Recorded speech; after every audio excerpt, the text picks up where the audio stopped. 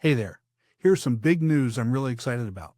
My new book, Connections That Count: How to Transform Your Network into Influence, Leadership, and Career Growth, is officially live on Amazon. If you're ready to stop networking for the sake of collecting contacts and start building relationships that actually matter, this is the guide for you. Grab your copy today on Amazon. Again, it's Connections That Count: How to Transform Your Network into Influence, Leadership, and Career Growth by Tim Newman.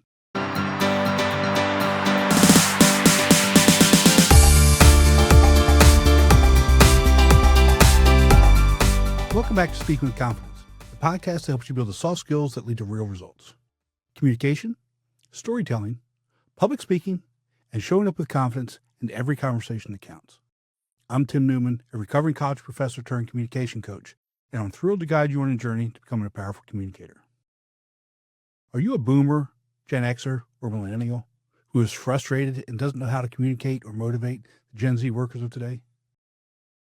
Or are you a Gen Z professional who is frustrated with the boomers, Gen Xers, and millennials because they don't listen and don't get you? In this episode, we'll give everyone some strategies to start making better connections. One of the strategies I implemented in my career as a professor was to make sure that my students felt heard and had some agency in the classroom. We had class norms and I modeled behavior so that everyone got a chance to participate and be heard. If I asked a question and students gave an answer that I wasn't looking for, instead of saying no or that's wrong, I pivoted to asking them to explain. Or if that answer was close or on topic, I would say that's close, but not the answer I was looking for.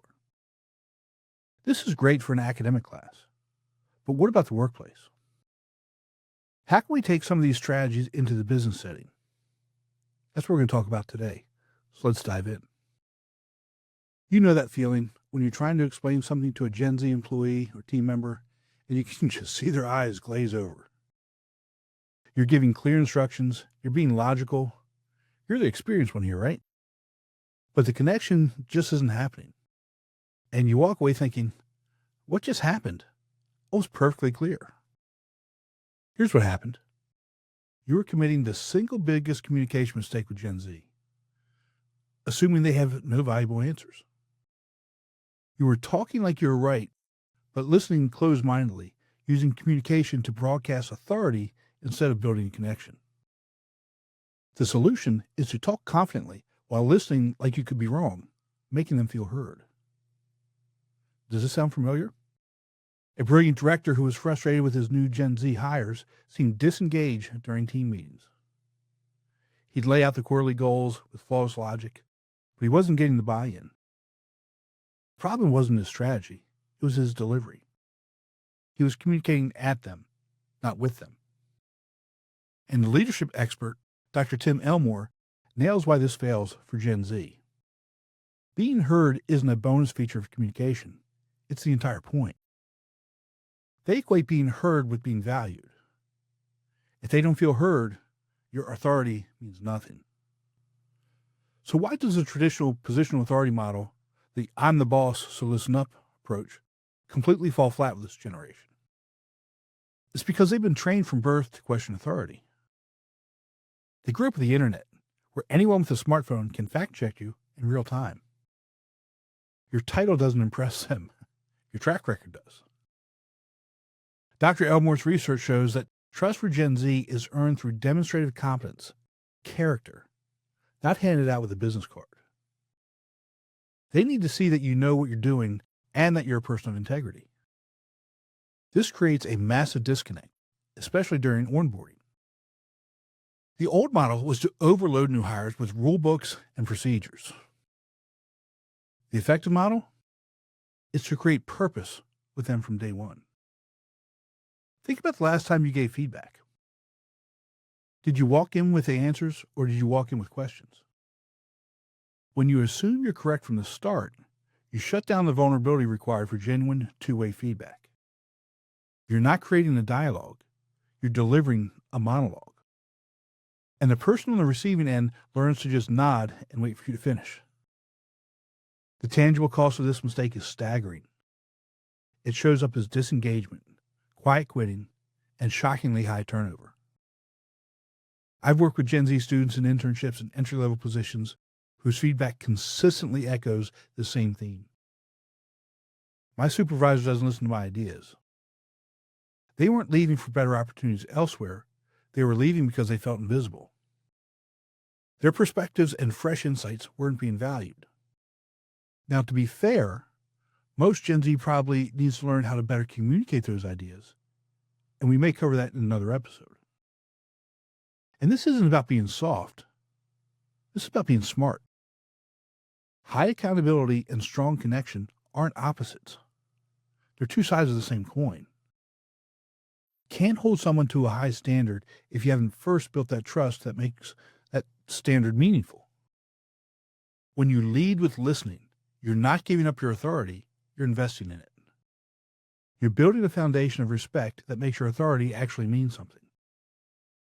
And without that trust, your title is just a word. So how do you actually rebuild communication around trust instead of authority? It comes down to 3 non-negotiable pillars. And the first one might feel counterintuitive. You need to listen like you're wrong. I know that sounds uncomfortable, but think about it. When you listen like you're right, you're just waiting for your turn to talk. You're scanning for confirmation of what you already believe. Listening like you're wrong means entering every conversation with genuine curiosity. What if this person sees something I'm missing? What if their perspective completely changes my approach? And this starts with implementing a weekly listening cadence. Not a performance review, not a status update, a dedicated 15-minute check-in that's solely about them. Your only job in that meeting is to understand their world. You start with one simple question. What's working from your perspective this week? And what's feeling stuck? Then you shut up, you take notes. You resist the urge to problem solve. You're mining for their reality, not projecting yours. The second pillar is radical authenticity. This is where you drop the leader's expert facade and share your own uncertainties. When I realized I was not connecting with the Gen Z population, I started asking questions about why that was, and I began getting feedback directly from them. I started hiring Gen Z individuals to help me be better at connecting with them, and the results improved significantly. This shift wasn't a sign of weakness, it was an act of authenticity. By showing vulnerability, I created an environment where everyone felt empowered to be genuine. Transparency is particularly powerful during onboarding. The old way is to present a perfect, polished version of the company. The new way, be real about the challenges. Say, here are 3 things we're genuinely great at, and here's one area where we're still figuring it out. We brought you in because we think you can help us with that. That builds more trust in one conversation than a month of corporate propaganda. But remember, you have to follow through on letting them help you figure it out. The third pillar is co-creating clarity. This is the ultimate shift from here are the rules to here's our shared goal. Instead of dictating the process, you involve them in designing it. You move from saying you need to hit these metrics to our team goal is to improve customer satisfaction. Based on your experience, what's the most impactful way we can measure that? What would success look like to you? This is where communication becomes a collaboration instead of a command. You're not watering down your standards, you're raising their ownership. And when people help build the target, they're infinitely more committed to hitting it. They're not working for you, they're working with you. Now let's get practical. How do you bake these pillars into our actual systems, starting with the most dreaded meeting in business, the feedback session? You need to transform the feedback meeting from a monologue into a dialogue. Here's a simple template. The meeting starts with you asking, from your perspective, what's going well with this project, and what could be going better? Let them speak first. Let them own the assessment. Your role is to understand their viewpoint before you ever share yours. This completely changes the dynamic. Instead of being the judge handing down a verdict, You become a partner solving a problem together. The conversation naturally flows to, okay, so if we both see that as a challenge, what's one thing we could try differently next week? It's no longer about defending performance. It's about improving outcomes. And that's a conversation anyone can lean into. Onboarding requires an even bigger redesign. Most companies treat the first week as an information dump. Here's your laptop. Here's the HR manual. Here are 47 slides about our corporate values. It's overwhelming and impersonal. Flip it. The first week should be about relationship building, not policy memorization. Schedule coffee chats, not formal meetings with key people across the organization. The goal isn't to teach them the organizational chart. It's to help them find their people. You can introduce them to someone in marketing who loves the same obscure indie band. Connect them with an engineer who also ran a marathon. These human connections are what makes someone feel like they belong, and belonging is what makes them stay. I saw this transformation firsthand with a team lead named Whitney. She had a brilliant new hire who was underperforming. The traditional approach would have been to sit him down and list his shortcomings. Instead, Whitney tried the listening first method.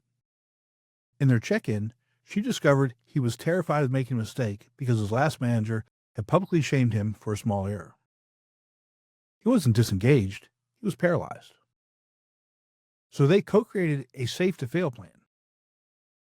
He would take on a small, low-stakes project where the primary goal was learning, not perfection. The result? Within a month, he was not only meeting expectations, but proposing innovations the team had never considered. The measurable outcome was a complete turnaround in his performance. But the real win was the psychological safety that allowed that performance to emerge. The payoff for rebuilding these systems is concrete. You'll see increased psychological safety, which Google's Project Aristotle identified as the #1 predictor of team success. You'll see proactive problem solving instead of passive compliance. People will bring you solutions instead of hiding problems. They'll start saying, I have an idea, instead of, is it okay if I try something? And this shift isn't about being nice. It's about being effective. When you create an environment where people feel heard, valued, and trusted, they give you their discretionary effort, the energy that separates adequate performance from exceptional work. They stop working for a paycheck and start working for a purpose. And that's an ROI that no amount of positional authority can ever command. So here's a behavior change that changes everything. Implement a consistent, brief check-in focused solely on listening. 15 minutes a week, no agenda. You stop guessing about their needs and start addressing their actual concerns. The immediate payoff is clarity. You'll spot disengagement before it becomes a resignation letter. That's all for today. Remember, we're looking for progress, not perfection. Be sure to visit speakingwithconfidencepodcast.com to get your free ebook, The Top 21 Challenges for Public Speakers and How to Overcome Them. You can also register for the Formula for Public Speaking course. Always remember, your voice has the power to change the world. We'll talk to you next time. Take care. That's it for today's episode.